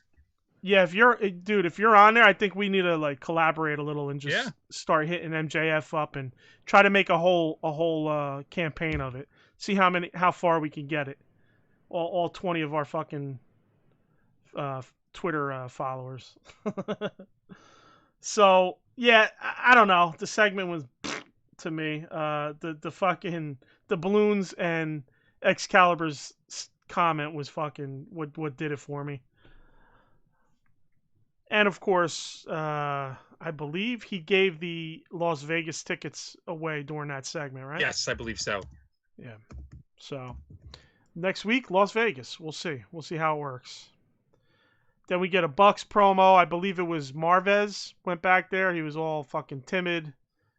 He's like, do I really have to fucking do this? And, still lukewarm. I mean, the promo was still lukewarm to me. Yeah. They did call themselves we're the top guys. Top flight and, is what they're calling. Yeah. No. FTR says they're top guys, or yes, their tagline is top guys, and something else. They go, I guess we're now top guys, or something like that. He mentioned it. Well, my note had them calling themselves Top Flight. He mentioned Top Flight, a young up-and-coming tag team, and he said next week it's going to be Top Flight versus Young Bucks. No, he said... That's what I had in my notes. Top, no, yeah, like you took it wrong. He mentions that, I guess we're now top guys, the top guys. Okay. So he called themselves top guys, and he says, we're not going to give FTR a rematch. We're now going to have a match, but we are going to go against this young up-and-coming team that challenged us through Instagram. I don't know where the fuck. And we're going to, their name is Top Flight, and we're going to wrestle them next week. So that's how that went. They did mention top guys. They took FTR's tagline, made it their own now. And there was another tagline I believe FTR uses that I feel like they took that during that promo as well. Very lukewarm on it. Yeah. So. Yeah. But yeah, then we got. Oh, bro. Yeah. Okay. Here's the line. The Ross line. I don't think I caught. This was the line. That it rivaled Excalibur. So we get Spears and Sky. So they did the pyro, and there's a lot of smoke. So Ross goes, Mother Nature did a good job of evaporating the smoke out of here. And Shivani subtly and quickly says, and the balloons. I forgot about that. Did you remember it? Because if you're listening to this and you didn't catch it, it's right, I think, after the Spears and Sky intros. There's a lot of smoke in the amphitheater, right, from the pyro. And Ross mentions the smoke being evaporated by Mother Nature, and did a good job quickly evaporating it. And then Shivani is fucking... Dude, Shivani is gold. I've always loved Shivani. You know this. I know. Bro, he is the fucking best. He is the best, and he's even better in AEW. The little quips, the little quick shots. I mean, that's quick, man. That is quick. It was so quick, you know it came right to the top of his head. Yeah. You know, and he goes, and the balloons. Just fast, subtle, and just boom. I just was laughing my fucking ass off.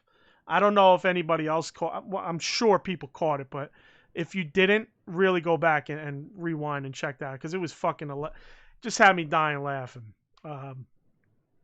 I did a good match by these guys. Obviously, I mean they're both good wrestlers. I did find the ending interesting, where Tully tossed. Obviously, Tully hid the slug for Spears. So we're talking Sean Spears versus Scorpio Sky. Yeah, that's where you started. Yeah. I feel like I was about to say it, but I didn't. But yeah. Okay. So he hides the slug underneath, I guess, Spears' hood in the corner. Spears knows it's there, so the rest distracted. He gets it.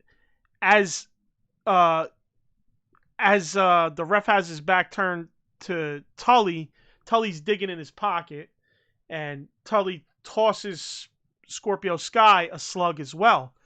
Sky looks at it and just throws it and said, like, what the fuck is this? I don't need that. So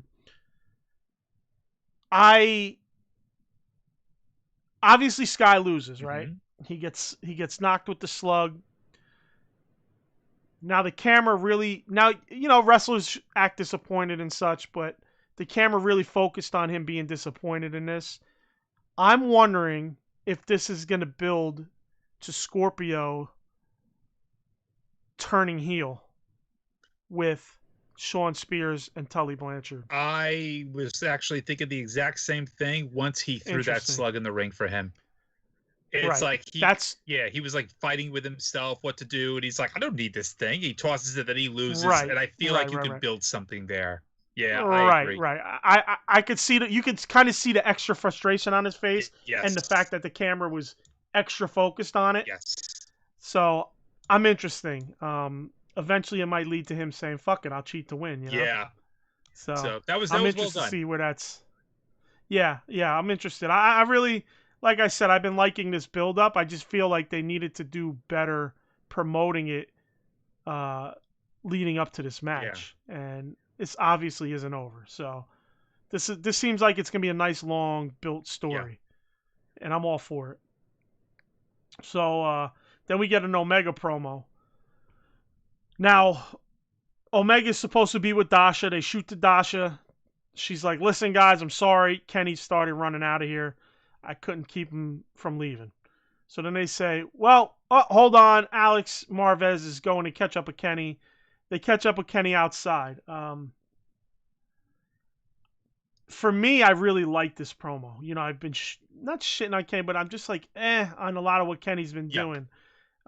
I loved it. I loved how he talked about Mox basically taking the role that he had you know, of being a best bout machine, the best in the world. He's now on all the magazines, and he's the champ, and he's like, I'm ready to reclaim that spot. I'm ready to reclaim that throne, and everybody wants the cleaner, and he's ready to take that back. So I really liked this promo. I don't know about you. Yeah. I liked it. I don't think it was too wishy-washy. I thought it was a pretty straightforward.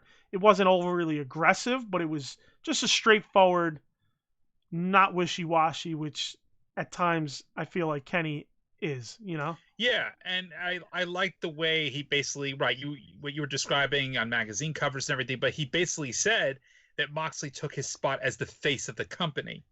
And I liked that, and I feel like you can build a program around that, about saying, I'm going to be the new face of the company, and I don't know, I almost feel like you can do you can kind of do promos, and you could do gimmicks for, he's the cleaner, and he's cleaning Moxley's face off of magazine covers and off of pamphlets and off of programs. He's putting himself up there. He could do something with this. I don't know.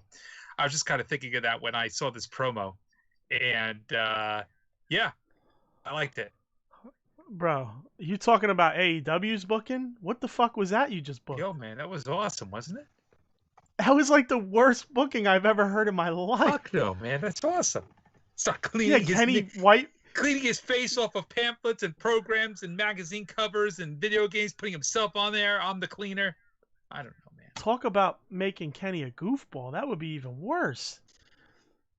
Oh, they could find a way to do it seriously. Jesus Christ, man. We can't take your fucking claims of AEW's booking seriously anymore. Yo, fuck you, man. That's better than anything they've come up with in the last, 8 months. You son of a bitch. Oh, my God. That was pretty bad, bro. I got to be honest with you. I love you, man, but that was pretty tough. Well, speaking of bad... Okay. That takes us to our women's division match of the evening.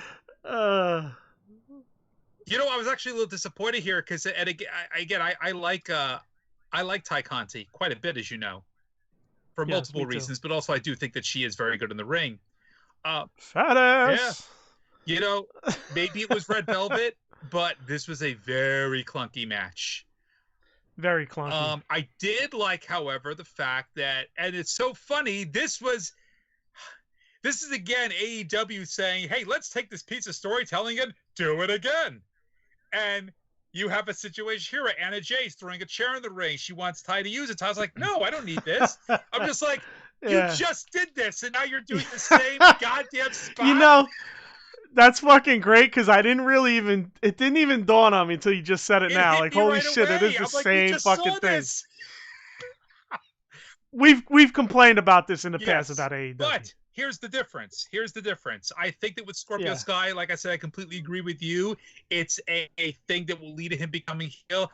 I think here it's going to be more of like Ty being like, I don't want to be part of this. No, and she's probably going to officially go face and go up against Anna Jay and whatever is going to happen. But it was just it was a very clunky match, and I was a little disappointed because we haven't seen her in the ring in a while. We've seen Red Velvet every week, but we haven't seen Ty Conti in the ring in a while. And I was hoping it was going to be a better match, but no, it was pretty bad. Now, for me, Ty Conti she's bad at acting, man. She is not a great actress.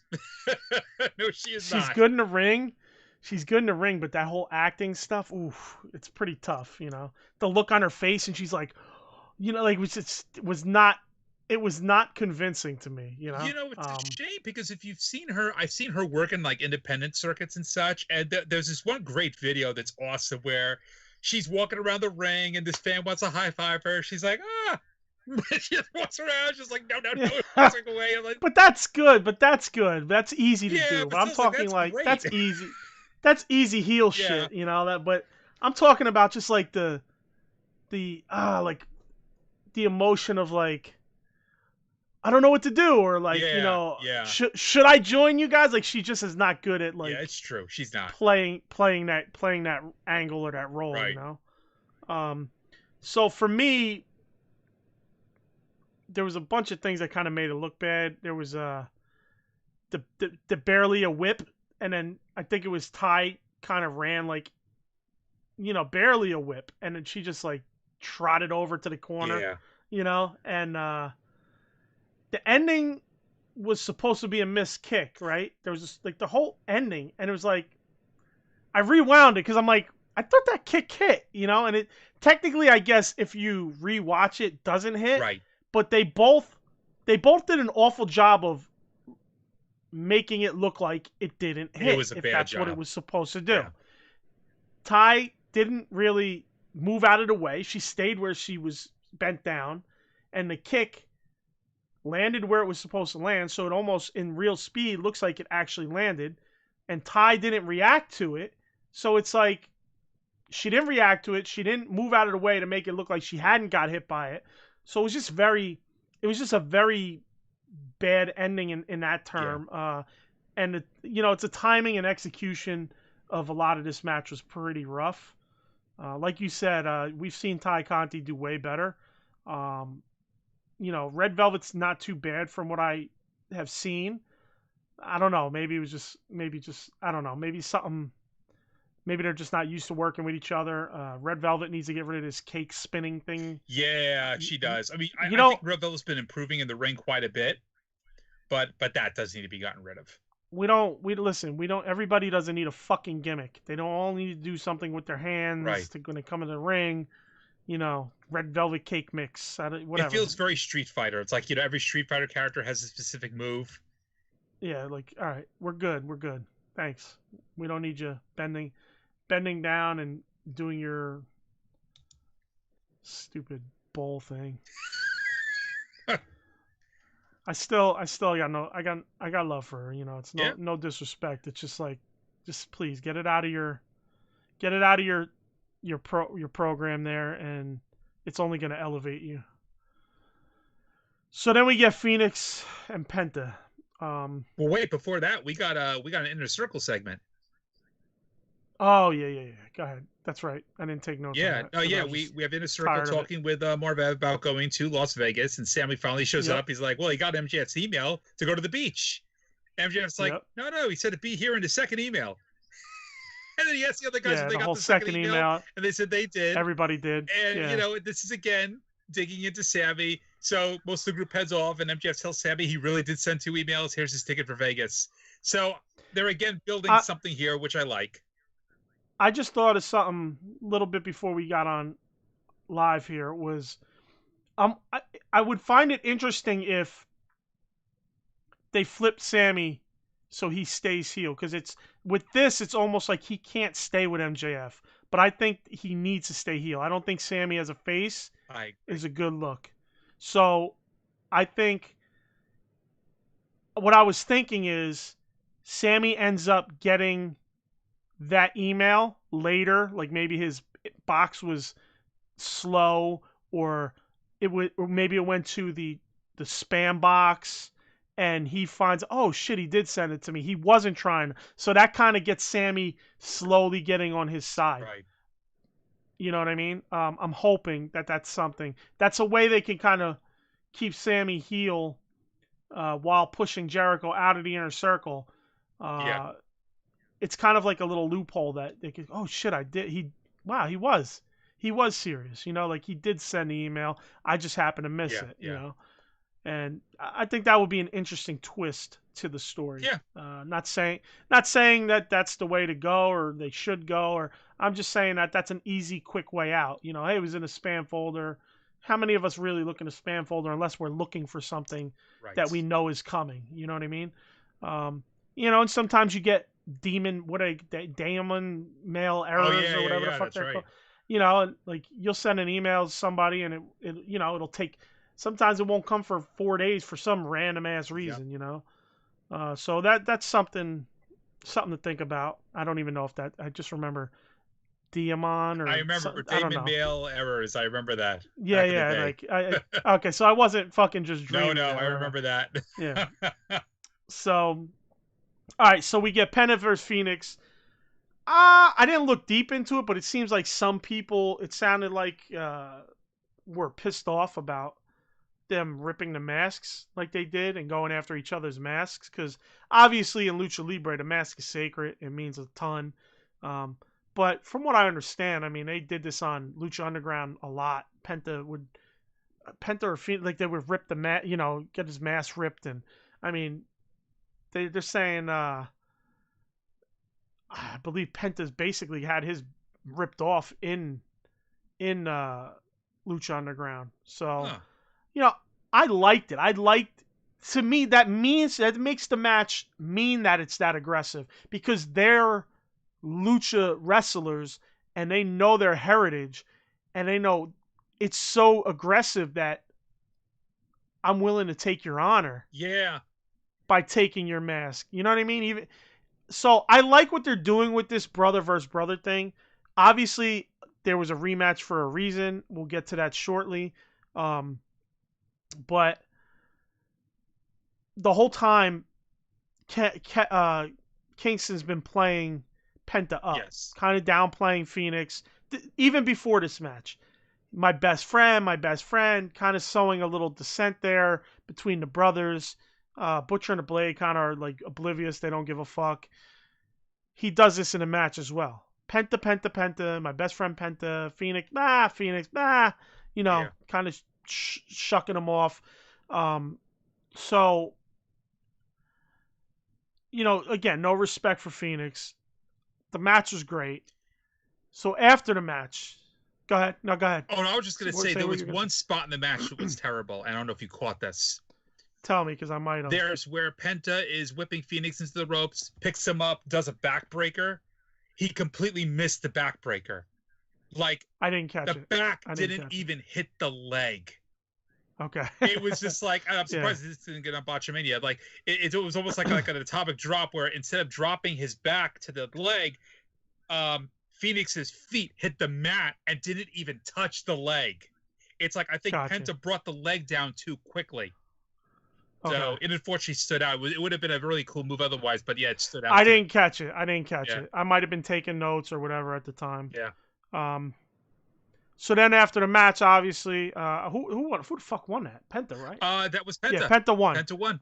Yeah, Penta won that. So after the match, Eddy takes a mic in the ring, and it's fucking hilarious. He just like kicks Phoenix out of the ring. He just like discards him like trash. You know, just get out of here, fucker.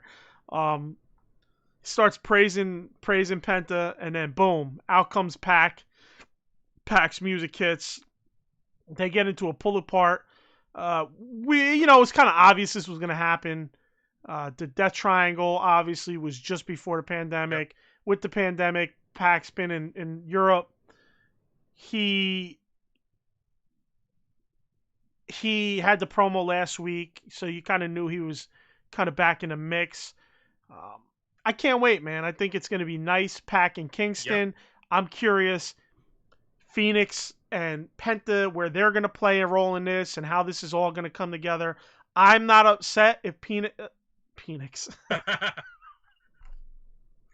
Oh, my God. That needs to be a shirt. Phoenix. That's a shirt. That's a shirt. Write it down. Phoenix. That's a shirt. Phoenix. I tried to say Penta and Phoenix at the same time. So Phoenix. I'm not upset with them using this to break up Penta and Phoenix as a tag team, because I think both guys are so talented. I'd love to see them on their own. Right. So I like that. Let's see how this plays out, obviously, because I think it's going to be fun no matter what direction it goes. Right. But even if they do end up coming back under like Pac or whatever. Real quick, Kenny has some posts here. All right, so Kenny says, when you can wrestle two different styles and two different stories and it still be awesome, you know you have a great performer in the ring. What was that in reference to? Because I want to make sure I didn't miss that. Because that was a little earlier. He posted that. And then just now he said That was relatively Pac and recent, Phoenix. Yeah. Yeah. But I mean, I don't remember what we were exactly talking about Okay. when he said it. So then he says Pac and Phoenix versus Penta and Kingston. Can't wait for it. I agree. I think that's going to be fun. That would be a lot of fun. Yeah. So yeah, I'm just curious what he was referring to there. I'm guessing it was about Penta and Phoenix.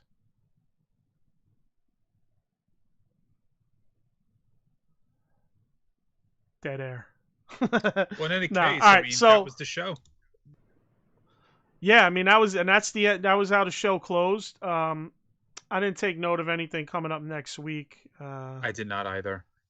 Yeah, I mean just the Top Flight versus Young Bucks, that I know. And we know they mentioned that. They announced Moxley and Kenny Omega for the second. That's the following show, I believe. No, actually, that's going to be 3 shows. Wow, yeah, I just realized where we are.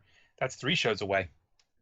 Look at my calendar. Okay, so it was the Lucha Brothers, which I assume that's what he was talking about. Okay, yeah. So when he says when you can wrestle 2 different styles and 2 different stories and it still be awesome, you know you have great performers in the ring. 100% agree with you. So yeah, I mean that's it for today. Please like, share, subscribe, hit the button, hit the bell, hit the thumbs up, smash the thumbs up button below. UncensoredAlliance.com. You find everything we do there. That is our website, obviously.